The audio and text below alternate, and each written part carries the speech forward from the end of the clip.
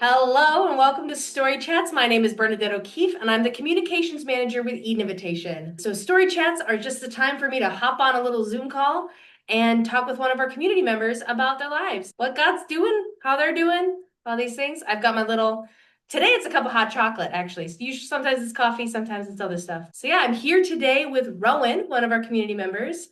Rowan, would you like to share a little bit about yourself? I live in Bellingham, Washington, and I'm 36. I have been Catholic for, gosh, like 12 and a half years now.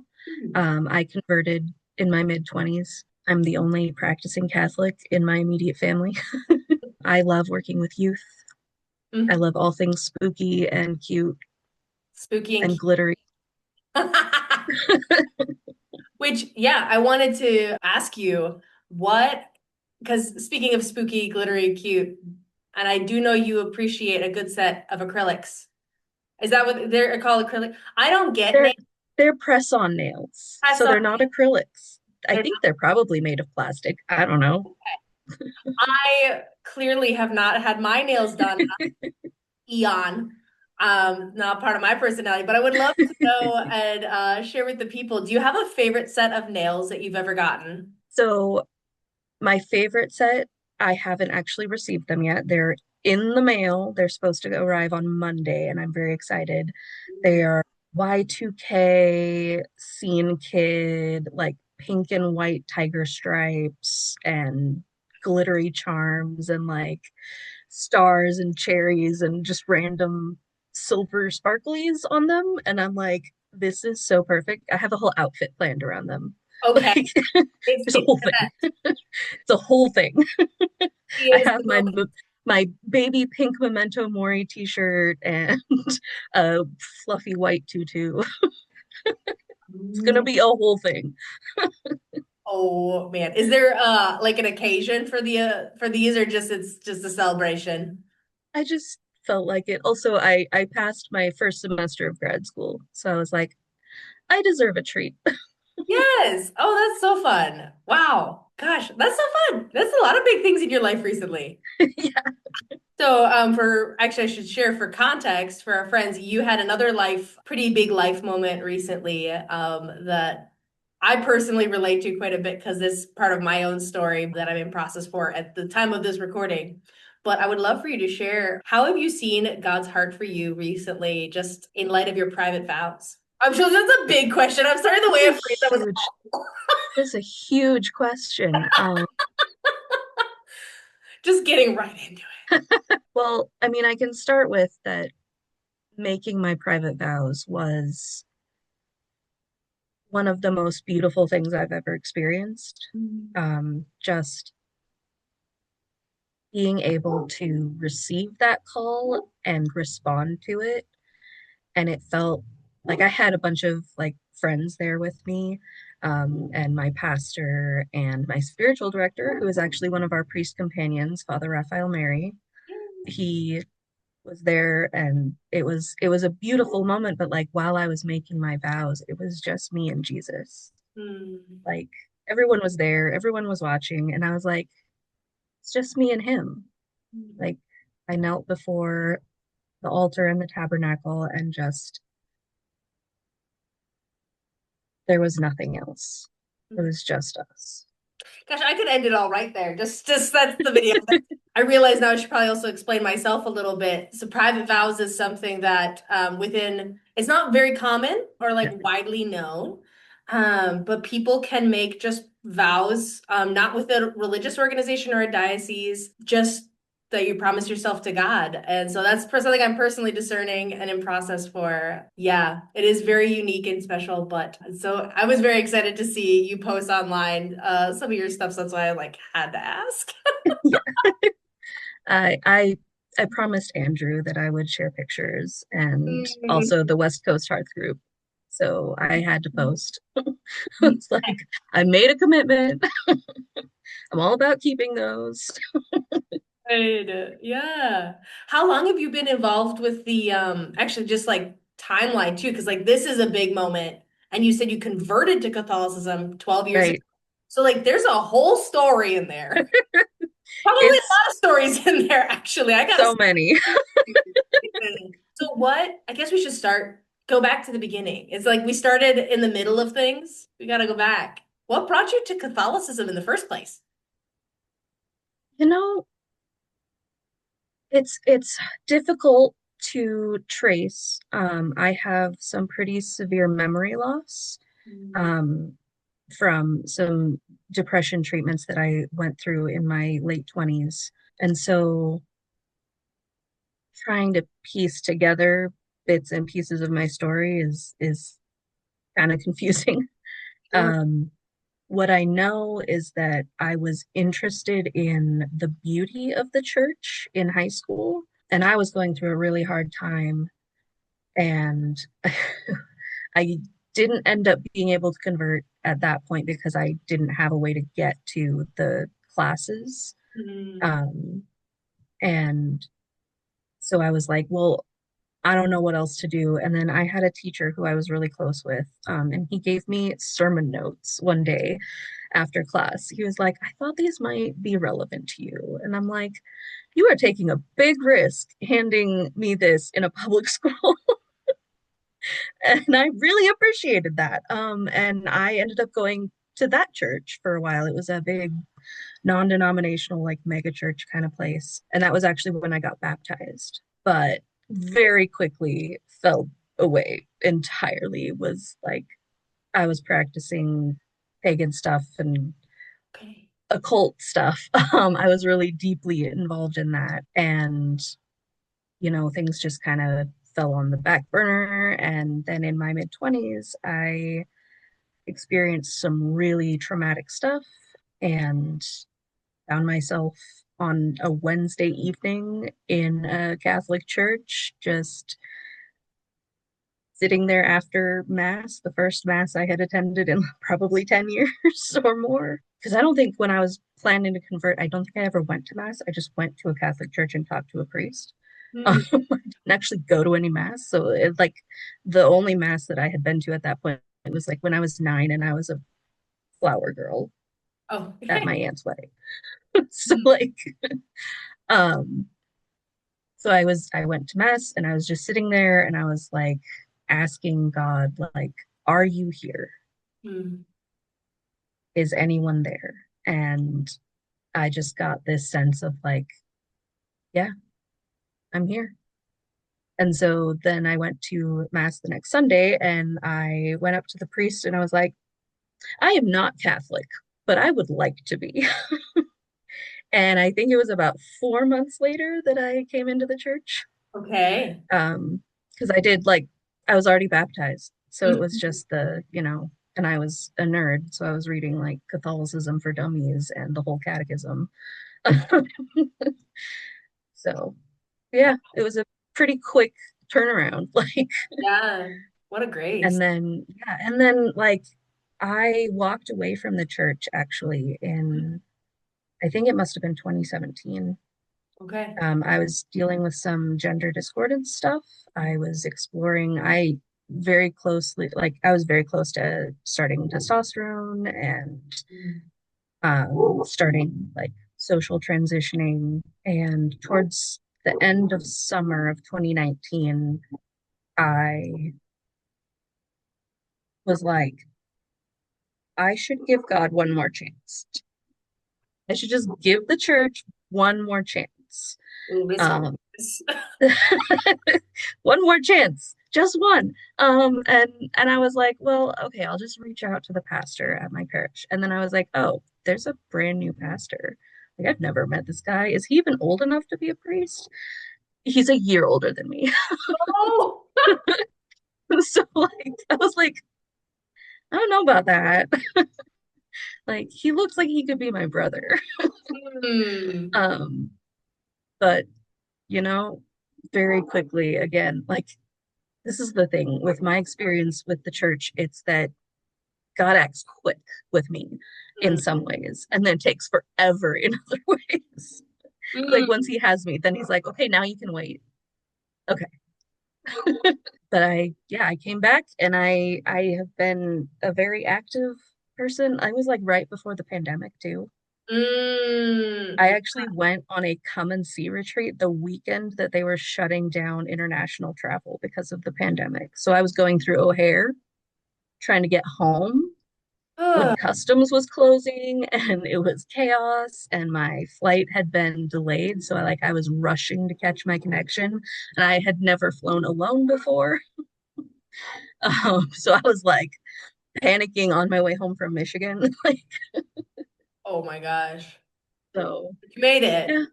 I made it. I did not have to live in Chicago for the rest of my life, That's why for you're which I am eternally Toastmasters. grateful. You made it. So about what, because that is such a journey and thank you so much for sharing all those things of like coming in and then going out, like it's been a lot for you. Where was, because you said you fell away for a time in 2017, and that's about when Eden Invitation was founded. So like where did Eden Invitation step into this So yeah, what's with the my Lord? pastor Yeah, actually, Pastor.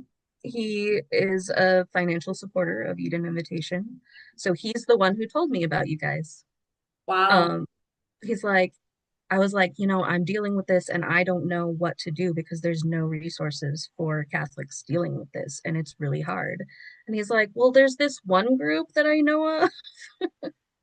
And so I actually attempted a book club in like 2020, fall of 2020, but I had to drop out pretty quickly because I was going through it. Mhm. And then I didn't reconnect actually until the summer of 2023. Mm, Um, yeah. and so yeah.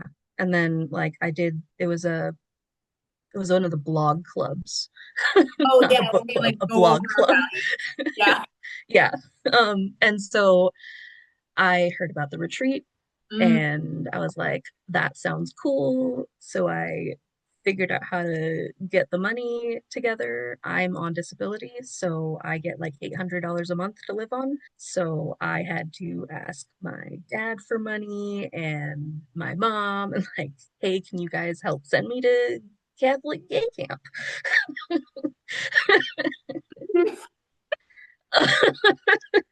yeah. And How so did then you get through those people? Like, I hopped on a plane wow. alone For the second time? and just flew to Georgia. Yeah, this was the second time I flew alone in my whole life. Just flew to Georgia. I knew nobody. Mm-hmm. I knew Andrew because he was the leader of my blog club. Mm-hmm. That was the only person I had ever talked to, other than like people who were in the club but like didn't end up going to retreat. So I was like, I don't know anyone. I am flying to Georgia to meet a bunch of strangers. I don't know how this is gonna go. I Yeah. know nothing. Like, hopefully it's good, you know? Yeah. What was it Or like like, coming into the airport for that? Because I also remember being like, I'm flying to another state to see strangers on the internet. right? It's like the thing that you were told all through your childhood, don't do this. Yeah. Like, don't meet strangers on the internet alone, especially in a place that you don't know. Like, okay, check all the rules that I was told in eighth grade not to do these things. I'm gonna do them and hope it goes well. So what were some things that were reassuring for like because I can say my own story of like there were some things that was like, okay, these people are probably not crazy. Yeah, I Hop on a mean, plane and show up in Georgia. At that time, our retreats are down in Georgia, but now they're other places. So, what was something I reassuring think for you in that process? Like, why would I you say yes to this? why would I do that? I mean, for one thing, I love adventure. Mm, Like, I am always up for a good adventure. And I I mean, just getting to meet Andrew online was good. And like I knew he was going to be there. So I was like, I will recognize at least one face. And that was good enough for me, I guess. It's like, we'll try it out. If it's terrible, hopefully I don't die and then I come home. I will say, putting it in context of your broader story, this is probably one of the more chill adventures in that regard, it sounds like. Yeah. I mean, it was much more reasonable than a lot of things I've done. Like, yeah, Yeah. I've Right. made some interesting choices in my life. What was something that really stands out to you from that first retreat? It felt like coming home. Mm, Like, it didn't feel like it was a bunch of strangers. It felt like I was immediately welcomed and celebrated and invited in. It was like it's like going to see family you haven't seen in a really, really long time. And so you're like, I don't know if they're even gonna know who I am. mm, Uh, and it was just like people had similar experiences to me, and people loved God as much as I do. And just being so immediately welcomed, not just like tolerated, like welcomed. Like I wasn't some random stranger. I was just another kid who lost their way and came home. mm, mm. That's good to hear. How many, because you've been on that retreat, and then have you been on any other ones as well? I went in 2024. That was the first year that we moved to the other place. Right. Um, and yeah, I much prefer the new location. I Mm. don't like Georgia very much. There were huge spiders there, and I Oh, was eaten alive by mosquitoes. I feel like some of Like, us northern people are like insects, man. right? Yeah. Like, please do not put me in a place where there is a giant, brightly colored spider making a web above my like place where I'm sleeping. Ooh, It was like right by the door. So I had to walk by it every time I went back no. to go to my room. And I was like, oh, Like, it's not I gonna ask the look. Lord to protect and guard me as I pass by. Just it's a I pleasant am size. I It's fine. am a severe arachnophobe as well. Oh no! So So I sorry. was like, please don't touch me. Please don't touch me. And now it's just house spiders up north here. And Right? It's hi. normal. It's stuff that I deal with every day here. There Like, you go. I feel much more comfortable with the northern Mhm. creatures. Have you because I know the West Coast Hearth group is it's regional and it's pretty active. So like after retreat, is that when you started to get more involved in that group or? Yeah, after the 2023 retreat, Mhm. I actually, when I was flying home from that retreat, I connected with a bunch of the other West Coast people and some people who I haven't seen since. But like we, some of us ended up being on the same flight home Mm, without knowing. One of the people paid for me to check my bag because I didn't want to have to lug it all the way through the airport so nice. again.